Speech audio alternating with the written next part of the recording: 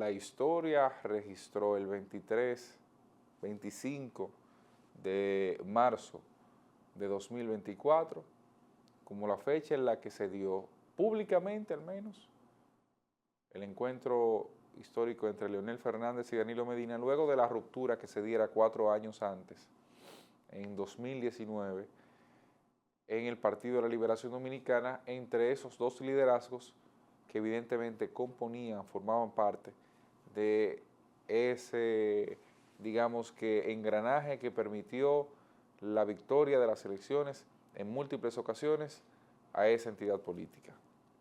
Bueno, y yo creo que el principal tema que debemos decir es que es la primera pregunta más bien que tenemos que hacerte.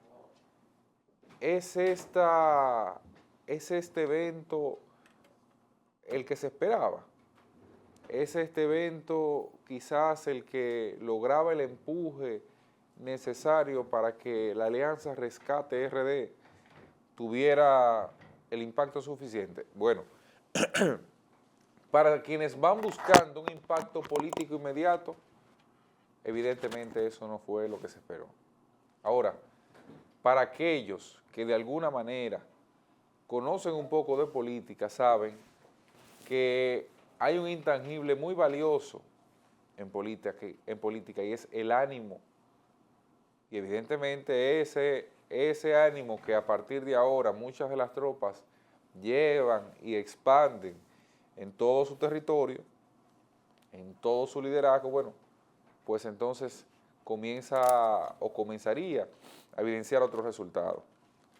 Y yo me permito hacer una comparación quizás hasta atrevida, pero cuando se da la resurrección de Jesucristo a propósito de la Semana Santa, que la Biblia reseña que al tercer día la piedra fue removida del sepulcro y demás, Jesucristo comenzó un periplo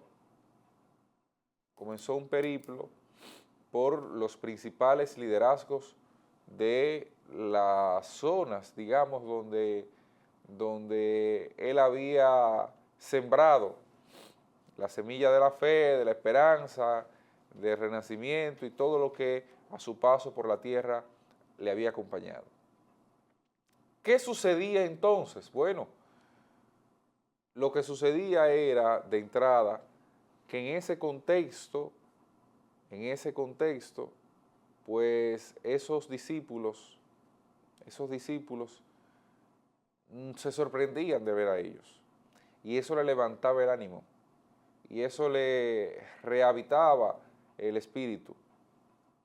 Y eso culminó de alguna forma con Pentecostés, que la Biblia lo reseña como la llegada del Espíritu Santo a esos que de alguna forma creyeron y estuvieron ahí permanentemente siguiendo a su profeta. ¿Qué pasó a partir de entonces? Los cristianos fueron perseguidos durante años. Se habla en algunos casos de más de 300 años. Y eso no limitó que se expandiera el evangelio y que ellos pudieran llevar un mensaje. Bueno, trasladando eso a la política, lo que ahí buscaba la oposición era un Pentecostés. Era un Pentecostés donde se sintiera el ánimo y cada uno de los dirigentes, de los candidatos, expandiera ese ánimo en sus distintos espacios. Hubo gente que fue buscando un mensaje oral de esa alianza. Yo creo que hubo un error de los organizadores del acto en invitar a un anuncio importante. No existía un anuncio importante y era lógico. De entrada, el anuncio importante que podía darse era la declinatoria y eso era prácticamente devastador para cualquiera de las partes. Además de que los plazos de ley indicaban de alguna forma que eso era improbable, no imposible, pero sí era improbable. ¿Cuál era el mensaje que se buscaba dar? Bueno, el mensaje que se buscaba dar era esencialmente oral. No.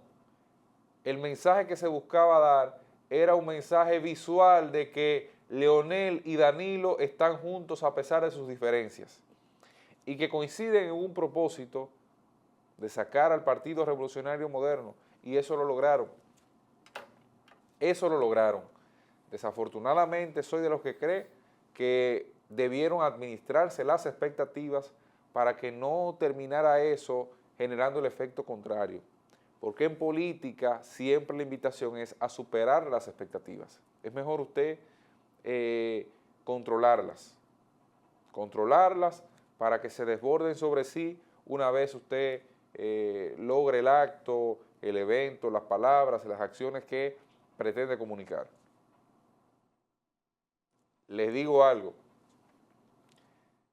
es probable que sin los tweets de los líderes de esas organizaciones, con antelación los que hubo, y de las otras organizaciones aliadas, hubiese tenido mejor resultado. Es muy probable que incluso sin convocatoria, sin acto presente, un encuentro entre Danilo y Leonel, tomándose un café en una sala o en un salón de reuniones, hubiese tenido un impacto mucho mejor y luego continuado con un acto de esta naturaleza para seguir fortaleciendo la idea de que hay una unidad en criterios y en acciones. Entonces, bueno, veamos igual el resultado de esto. Yo creo que eso igual le favorece mucho a la oposición. Ahora, pudo haberle favorecido más. Y le favorece tanto a la oposición que en muchos casos usted veía funcionarios, senadores y demás comentando hasta en las redes sociales sobre el tema.